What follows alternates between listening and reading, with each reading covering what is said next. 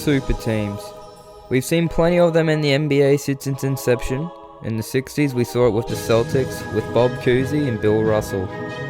In the 80s we saw Magic and Kareem dominate the league with the Lakers.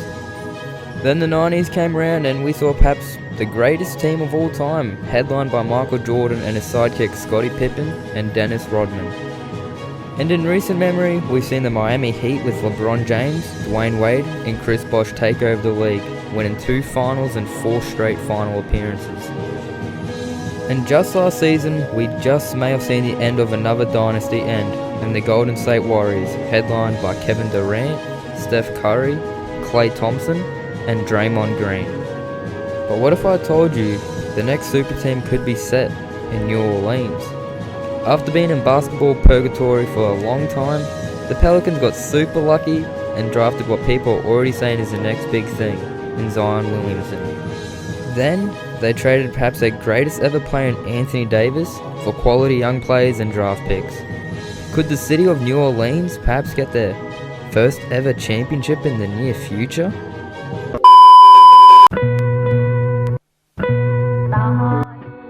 Yo, what's going on YouTube? It's your boy Russo here, with another basketball video. And yes, in today's video I'll be discussing the possibility of the Pelicans, having the next super team. I believe if they can get developed the right way and maybe attract one more big free agent in the next year or 2021, they might have the right ingredients for an NBA championship.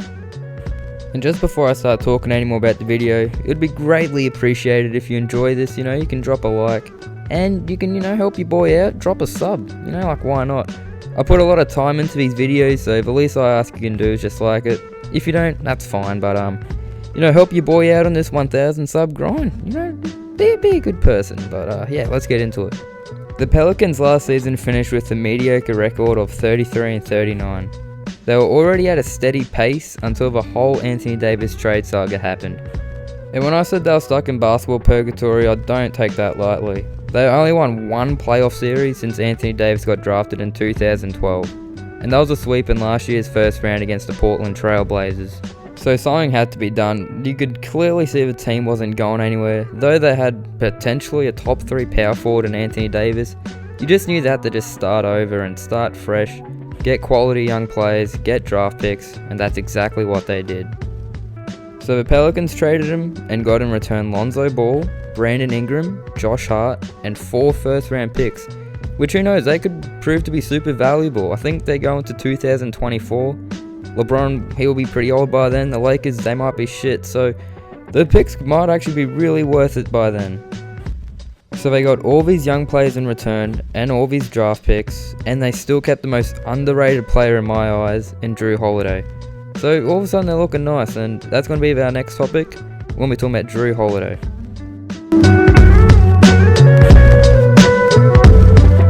When I say Jrue Holiday is the most underrated player in the league, I 100% mean it. One of the best defensive guards and one of the best facilitators we have in the game right now. In 21 games this season, Jrue averaged 21 points, 7 assists, and 5 rebounds. If he was in the East, he would 100% be an All-Star. But out there in the Wild West, it is a bit tougher to claim an All-Star nod. Another reason why he'll be so important next season is because he's now one of the older guys on the team. He'll now be one of the vets. And on a team, you always need to have some good veterans. You look at the Heat, they have Udonis Haslem. You look at the Thunder, they had Nick Collison there for a while. You just always need those vets, and especially for guys like Lonzo Ball, Brandon Ingram, Zion Williamson, you need those vets to help you out in the future. Though I don't think Lonzo has transitioned well to the NBA after a decent college career, I feel Jrue would definitely help Lonzo unlock his full potential, as they both try and have that same impact as each other, make their teammates play better.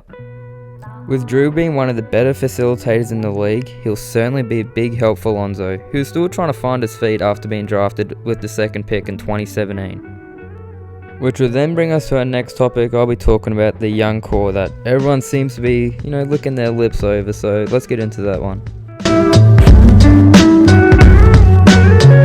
When it comes to the Pelicans, that's all people can think about, and it's no surprise why. Lonzo Ball, Brandon Ingram, Zion Williamson, then you also have Jackson Hayes and Nikolai Alexander Walker, who's, they're also looking pretty good. Not too bad at all. So this team has a perfect blend of vets and with young guys, so they should be able to bounce off each other pretty well. In Lonzo's rookie year, he put up around 11, 7 and 7 in 52 games. Last season, those stats dipped a bit as he went on to average 10, 5 and 5. Whilst I don't think Lonzo Ball will be an all-star anytime soon, I do think him at the Pelicans will be a way better fit than what it was at the Lakers. At the Lakers, they just got LeBron James last season, and as a result, Lonzo's production dipped. His usage rate went down from 17% to 16%. Whilst he's still regarded as a phenomenal playmaker by some, I just really don't see it. He needs to be in the 20% range of usage, especially considering next season, he should have that starting point guard role tied up. He will be sharing the backcourt with Jrue Holiday, but I'm sure Jrue will be fine letting Lonzo develop his game. So that should be interesting to see. Also, Lonzo and Jrue, two great defensive guards. That's clamps if you ask me. Brandon Ingram, he's an interesting player. Most seasons we've seen him start off super slow, but then after the All-Star break, that boy, he be going ham. Last year after the All-Star break, Ingram went on to average 28 points per game in 6 games. So yes, it was a super small volume, but still promising nonetheless. I do think in the future, Ingram will be an all-star. All he has to do is stay consistent with his play. Sure, it's nice to see him go off after the all-star break, but you know what else would be nice? Seeing him start the season just as well as he closes it out. Because honestly, I do think the ceiling, he can be an all-star. I really can see it. And then we have Zion Williamson, who's been the most overhyped rookie since, well, LeBron James. Already a freak in nature, it's clear to see why he's already the frontrunner for the Rookie of the Year award. He just needs to develop a consistent jump shot. He did shoot 33% from 3 around 2 attempts per game in his season at Duke, so it looks like it'll only get better from here, considering he is still only 19 years old. So I reckon Lonzo, he'll be a great starting point guard. Ingram could be a good all-star in the future, and potentially Zion Williamson could be the franchise player. They got a pretty decent young core if you ask me. And also Nikolai, Alexander Walker and Jackson Hayes, they can get a mention. Both had pretty good summer leagues, so it'll be interesting to see how their rookie season goes. So let's just say we have a big pot right now. We put all those young players in, and like I've been going on about, the veterans, you need to chuck that in now. You need to add that to the spice. So let's put Jrue Holiday and new signers Derek Favors and one of my favourite underrated signings in JJ Redick. This team will tick all the boxes. So that will bring us to our next topic. I'll be talking about JJ Redick.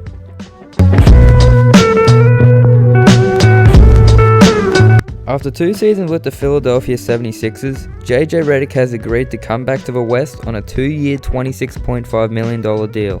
And when you think about it, it makes pretty good sense as to why he chose the Pelicans. When you have 2 great facilitators in Lonzo Ball and Jrue Holiday, what do you need next? You need spot-up shooters. And that's what that boy JJ Redick does. He will go off screens, he'll shoot spot-ups like you see in these clips. The man is a sniper. He is now 34 years old, but like fine wine, he looks like he seems to be getting better with age. Last season with Philadelphia, he averaged a career-high 18 points per game on 39% from downtown. Obviously, his defense is pretty mediocre considering his size and how short his wingspan is, but he's going to play his role so well in this team. He's going to get buckets, and he's going to be a great mentor. You look at it when he was on the 76ers these past 2 years and the impact he made. Without him, I doubt the Sixers get out the first round as comfortable, so I feel like his impact is super underappreciated in this league, considering he is still providing teams with his amazing shot creating and spot-up ability. Another very interesting stat about Redick, since getting drafted in the league in 2006, he has not missed the playoffs once. That's a 13-year career and he has not missed it once. It might be hard now considering he is back in the West and with a super young team, but you already know the quality he brings, so it's still very much on the cards the Pelicans could be a playoff team. So to wrap this up, I think the Pelicans had a terrific offseason and they have a really good pathway going forward. Sure, they probably won't win the championship this season, but around 2 years or so when Lonzo, Ingram's on, they get developed better, then mix in the fact that they might have another elite talent in 2021, they definitely could be finals contenders in the next few years to come. So once again, if you're still watching, if you enjoyed this video, please be sure to drop your boy a like, and if you're new, drop a sub. I'm going to try and drop at least 2 videos a week. If your support just means the world to me, it makes me want to keep doing videos, so If you like it, be sure to drop a sub. We've granted 1,000. And yeah, I guess I'll see you in the next video. Peace.